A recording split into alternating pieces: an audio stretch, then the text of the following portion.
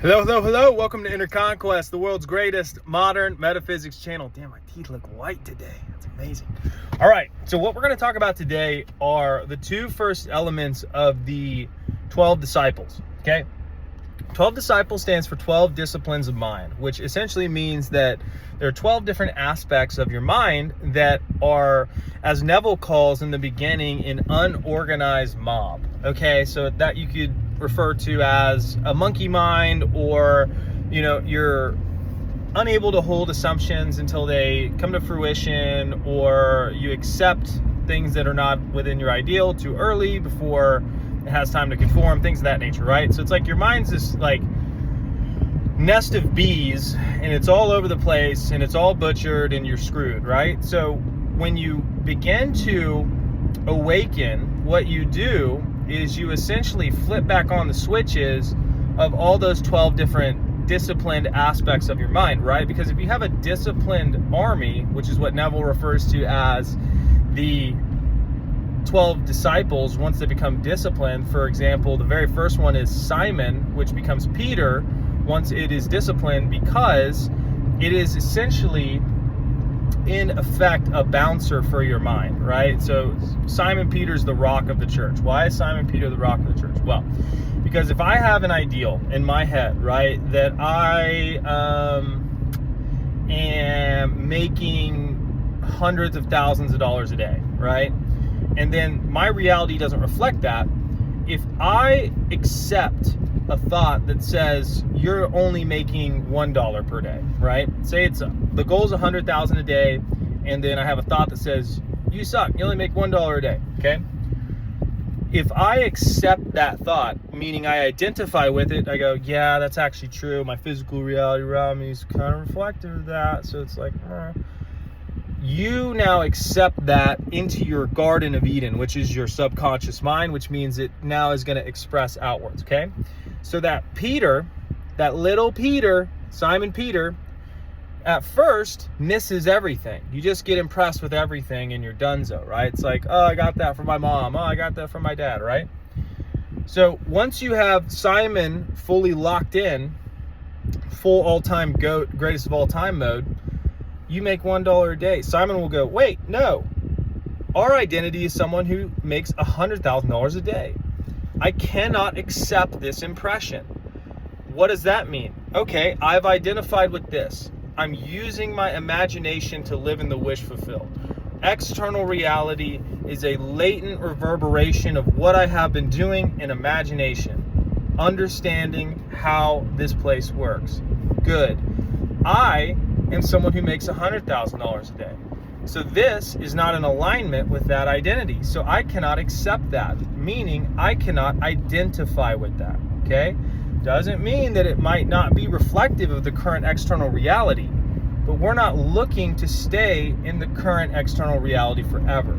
We're looking to create a new reality based off of identity and thought and emotion aligning in that wanted spectrum of whatever we are choosing to create for ourselves, right?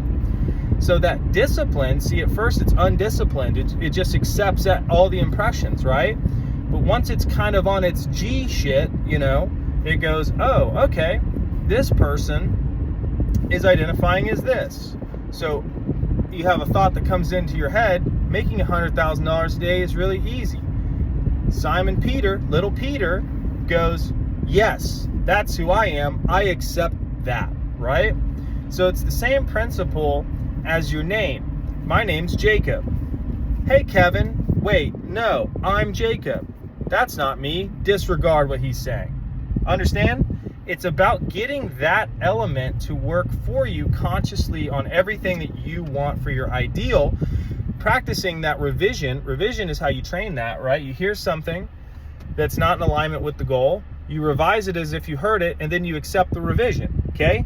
So having that element gives you a bouncer in your life that essentially protects you and safeguards you from all of the different impressions that may be made upon you throughout the day that have nothing to do with you. You could just be walking in a room and there are, television's playing a bunch of fear-based stuff and your guard is down, and then you have a fear-based mood, and then you get locked in, and now you are creating a bunch of things that are in alignment with that, right?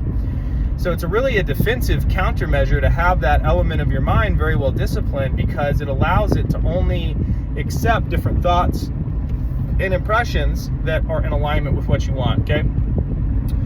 Your senses impregnate you morning, noon, and night, right? That's what Neville says. 5 different husbands, all doing their thing to your, I don't even want to go there. But what that means is that essentially you have something that has an emotional charge and a thought form behind it, and it happens to you, and you just go, oh my God, I can't believe this thing just happened. You don't think to revise it in the now moment as the way that you want it to be, right? So you just have that guard system up first. That's your first job. That's your first discipline, to get that guard system up. Second thing is Andrew, right? Andrew is the part of your mind that when you make an assumption stays within that bandwidth, or you make a decision that this is the end, that doesn't accept anything that is less than that end, okay?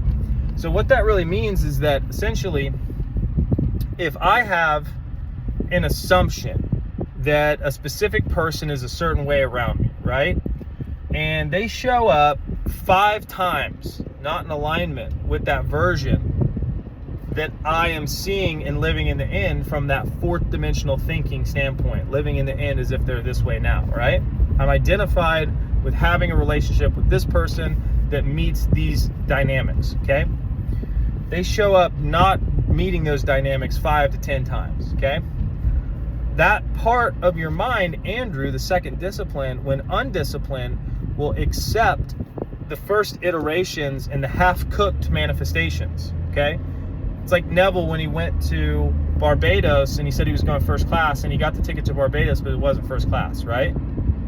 There's a fear part of you that if you don't get it now, you know, your opportunity is going to close. You have to get rid of that part of your mind, because the reality can perfectly reflect what you're doing internally. There's no issue there. It's just a weakness of your mind to basically be needy, to where it latches on to a little bit of, you know, movement or whatever you want to call it, and says, oh, this is the best we can get. It's over. This is it, right? That's a weak part of your mind that's not disciplined. So having that disciplined aspect is great, because once you make an assumption, now that it's disciplined, it will just ride out all the currents of the old scripts effortlessly. Doesn't mean there won't be some discomfort or maybe some rearrangement of things. There has to be movement, because remember, you're creating it and it's reflecting, right? So you're like basically merging the 2 realities, which means things have to coordinate and sync up in time space. So when you have that element of your mind discipline, essentially what it is it removes all of those different parts of you that like want to check for evidence or want to essentially look for validation and second causes, because there's no real logic to this type of mental 4th dimensional operation, right? There is logic in that you live in the end and you're basically blueprinting a reality for everything to attract and construct around you. That's really logical, right? If you think about it from that perspective. But if you think about it from like a micro cause and effect, like I do this, then they do this, like now I have control of them like my puppet, right? It's not really like that. It's like you are creating a scene and an event in your mind, and then that is going to create the external reflection from that. So having that steady wavelength vibration of focus on a thought to bring in a law of attraction standpoint is very important, because what it does is it's a non-resistant thought, right? So if you think about resistance, every single time you have issues in your life with anything, it's resistance based, because you want to do something but there's something blocking you. So that's the problem, right? 90 to 1000% of problems are all resistance based, because if you didn't have any blockages, resistance, or anything stopping you, you would already be doing it, right?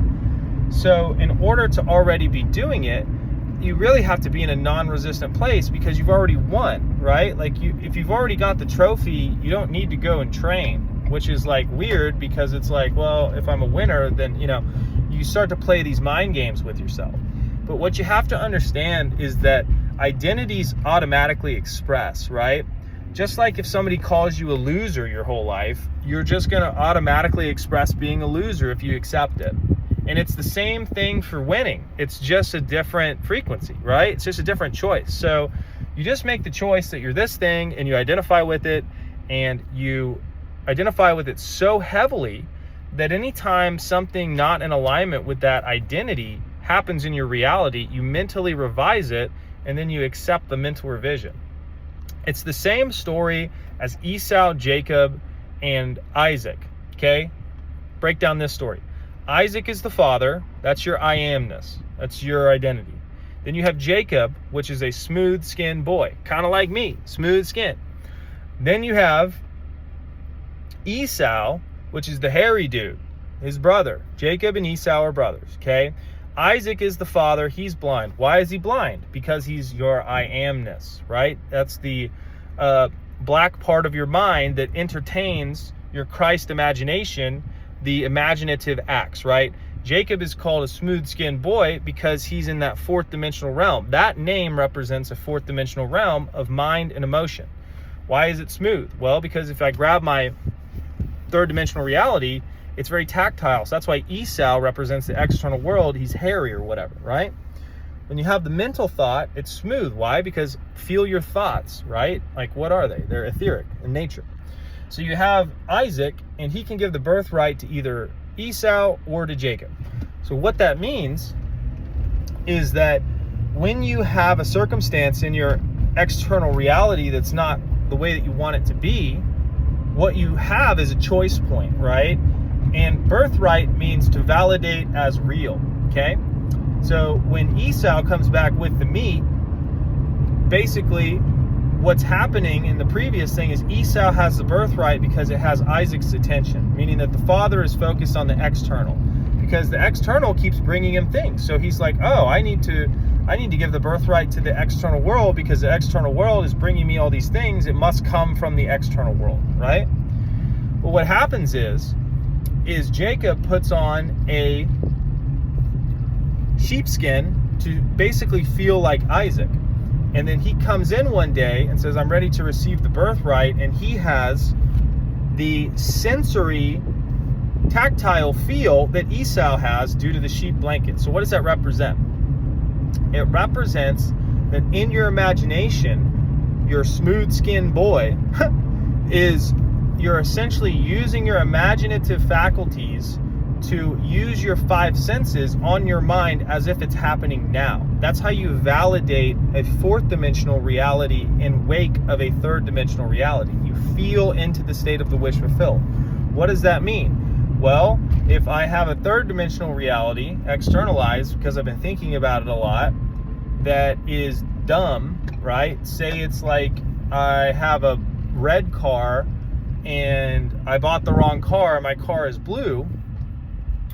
What you would do, right, is instead of going outside and being like, oh my God, I have a red car, I need to paint it blue, you would go internally into your mind and see that car as the blue version that you want and go, I'm so happy and grateful now that I have a blue car. I'm a guy who drives a blue car. That's all that it is. And you ignore everything else. You're just like, I always have a blue car. That car's blue or whatever. And then the faith element, right, is that loyalty to an unseen reality. Because from a logic standpoint, you're just like, oh, you just played around in your imagination and nothing's going to happen. Good for you. No, if you stick to a wish-fulfilled reality internally, imagination creates reality, right? That's the whole premise of fourth dimensional thinking. There's like 1,000 books on it, okay? So when you have that fixed mental assumption that this is this, remember, assumptions harden into facts. So if I hold that assumption and I stay loyal to it and I focus on it, then that will shift the external reality in a way that I probably didn't expect, because God has ways that we know not of, right? So as I hold that mental assumption, I understand that my order has been placed. Now, my only job is to focus on it as if it's already done and hold that resonance, because as I hold that resonance, it's similar to a tracking beam to the entire external reality to coordinate around that basically signal that I put in there, right? And then the big hang up that you want to avoid as well is observing its absence. You always want to observe the presence of what you want, right? So anytime you're doing an imaginative act, you're thinking about something, be aware of where your observation is, because your observation can be refined and focused with practice. So you just make sure that you are thinking from the first person, I am the version that has what I want, and then you're focusing on having it. I am and I have, right? That's the whole point of a fulfillment reality.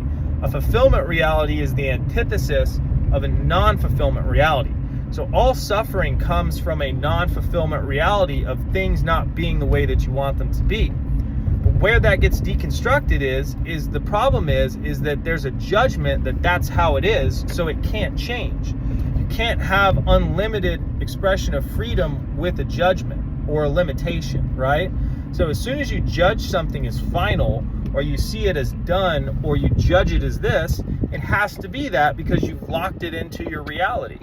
So if you have a judgment that life is always good and you won't hear anything else, that life just keeps working out for you, that's a really good judgment. But if you have a judgment that is essentially, this person isn't responding the way that I want them to, then they have to show up as that. So you have to take responsibility for your assumptions because they're hardened into facts with persistence. And if you can do that lazily with an unwanted reality, you just have to make a mental switch that you can do that with a wanted reality, right? Hear no evil, speak no evil. Just don't hear anything that's not in alignment to your goal, and don't speak against yourself, and you'll put yourself in that bandwidth to receive what you want. So you guys enjoy the video, like and subscribe, leave comments as well, and the coaching is available in the link tree.